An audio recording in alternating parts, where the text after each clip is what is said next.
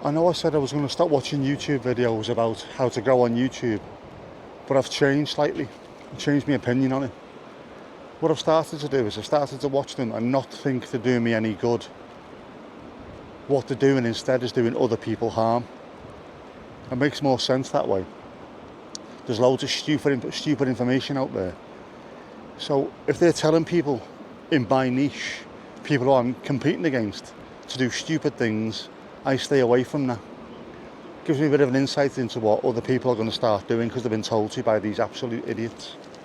Not that all the information out there is absolute rubbish, because it's not. There's some genuine people who actually want others to succeed as much as possible. And they do so by telling them, this is what I did and it never went right. I failed by doing this, I don't want you to do the same.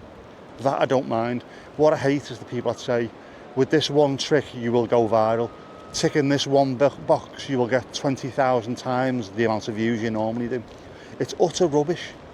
Absolute rubbish. Doesn't work that way. Whereas telling people I tried to do something and failed, and it cost me time, money, and set me back, that's a different thing altogether. Like, if I was to give advice, some of the stuff that I think is genuine is, it's all about community.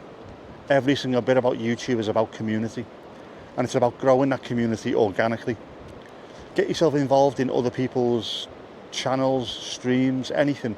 Get yourself known out there. I was lucky. I started talking to people in someone else's live streams, got to know people bit by bit. When I started the channel, or when I started really doing this channel, those people from that community that I was a part of automatically came over and started watching what I was doing and joined me in live streams. That's how it works. You grow your community and you will get viewers. I mean, this channel went to over 10,000 subs. It's back down to under 10,000, but it all came from shorts. So another bit of advice would be very, very careful with shorts. It is a poison chalice. While you can get thousands of views and hundreds of subs easily, those people don't really want to watch your long form. And if you're in here to make long form content and eventually make money, you need people who are going to watch your videos. Short form watchers don't want that. They want a quick dopamine hit of 30 seconds punchline, 30 seconds punchline. I can do that. I was quite successful at doing that. But then when I start doing 20-minute videos about how stroke has affected my life and I don't know, pavement philosophy and things like that, you're not interested at all. It then makes YouTube think, the algorithm looks and thinks, he's got 10,000 viewers and they're not watching any of his videos. He's getting 25 views. His videos must be awful. And I mean, I know they are, but they're better than what they're getting because the algorithm doesn't realise. You're better off with 1,000 organic viewers who will watch everything you do rather than a vanity metric of 10,000. I was watching someone the other day who mentioned that they'd paid for a promotion, which is brilliant if you've got merch to sell, or you're in a band and you've got a song coming out, or you're a filmmaker and you want eyes on the films that you've made. But if you're just a normal YouTuber, that's not the way to go. Again, it's low quality subscriptions. To grow your channel, you need people to watch. You don't need numbers, you need people to watch. I mentioned this to Vic when she started her channel, and I think she's doing it the right way. Lots of live streaming, lots of interacting with the community, lots of building the community. And for anyone who's struggling, I would genuinely say live streaming is the way to go. Even if you're not really good at it or you don't think you're good at it, give it a go. Talk to your community. It's just like text messaging, only one side texts and you're the one who talks. And you can live stream from anywhere. I've done it from the beach in Southport. I do it from my house. I'll be streaming from the house later on tonight. I've done it from Goodison Park when I've been watching Everton, having me cup of coffee before the game. And you just keep on chatting to your mates, because that's what they become proper friends, not just subscribers. You don't get that when you've got 100,000 subs. All it is then is numbers.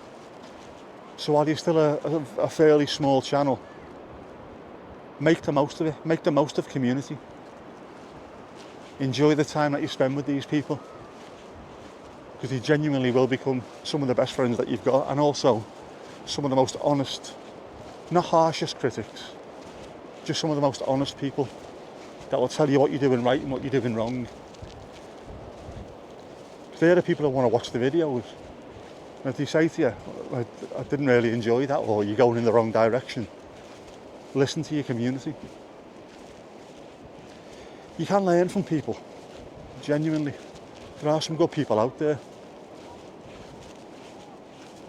who've got your best interest at heart, but there's also other people who've only got your wallet at heart. That's all they're interested in. Some way of making money out of you. All these people have got the secret to YouTube, how to make millions. If you can do that and you can make millions, why are you charging people? It's the same as these tipsters on like Twitter and things like that. We've got the secret to making hundreds of thousands of pounds a day. Just pay us £20 a month and we'll give you the secret. If you're making all that money, why do you need to make money off the back of other people on a monthly subscription to give them secrets? There is no secret to it. It's a load of bloody rubbish. Glorious. Find the good people. Find the people with good advice. And there are some out there. People like Rob the Maritimer. Jay. I'm watching his stuff recently. He's doing it for the right reasons. Even vidIQ, a lot of what they tell you is just basic general advice to make you better. It's not necessarily, they're not promising you the earth when they can't deliver it. It's just, if you're a normal little channel, do this and you'll improve. Yeah, sound, I'm happy with that. I like to improve in any kind of aspect of life that I've got. What I don't want is people telling me, do this and next week you'll be driving a Lamborghini or something, because I won't be. Find the people you can trust, stick with them. Build your community. It is all about community.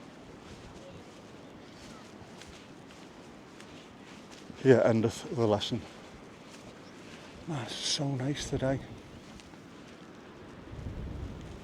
Just the sound of the sea, the smell of it, the fresh air, not being in the house.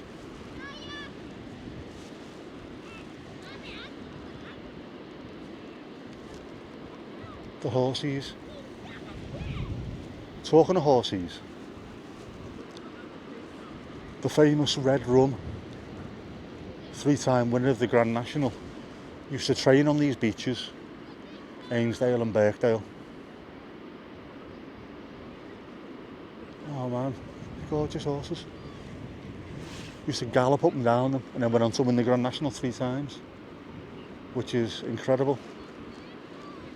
We also used to have planes landing here, just a bit further down in that direction, towards Southport and Birkdale. That used to be an airstrip. In fact, I think we had 5 airstrips in Southport at one time or another. We've still got Woodvale, which isn't really Southport, but it's in the Southport area, isn't it?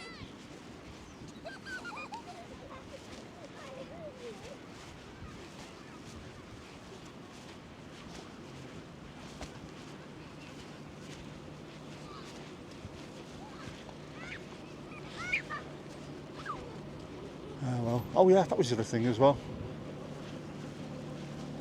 People talk about providing value. You've got to provide value. Now, it all depends. Oh, hello. Attacked by seagulls. It depends on what your class as value. It doesn't have to be a how-to video. How to do this, how to do that.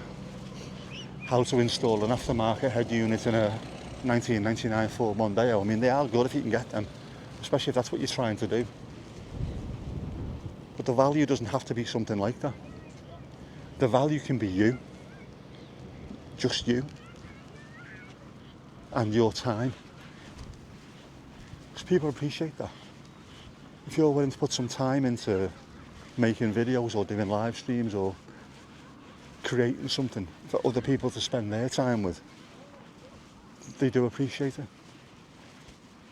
And it could just be, I mean, one of the channels that I love is Camera Conspiracies.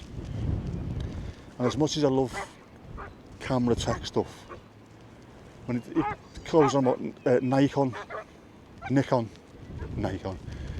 cameras and Canon, and I haven't got, well actually I've got a Nikon camera and a Canon one. Not like this though, not proper get out there and film cameras. But I still watch them, and it's not for the advice that he gives, it's not for the lenses. It's because Casey, the lad who does it, is funny. And his content is engaging. It's good to watch. And if you spend 10-15 minutes watching one of his videos, for me I always feel a little bit more upbeat afterwards. So here's the value, not just what he's trying to tell you about lenses or cameras. You can be the same. Be your own value. Because trust me, there are people out there who will appreciate you for it and also will tune in as often as possible just to keep up to date with what you're doing, how you're getting on.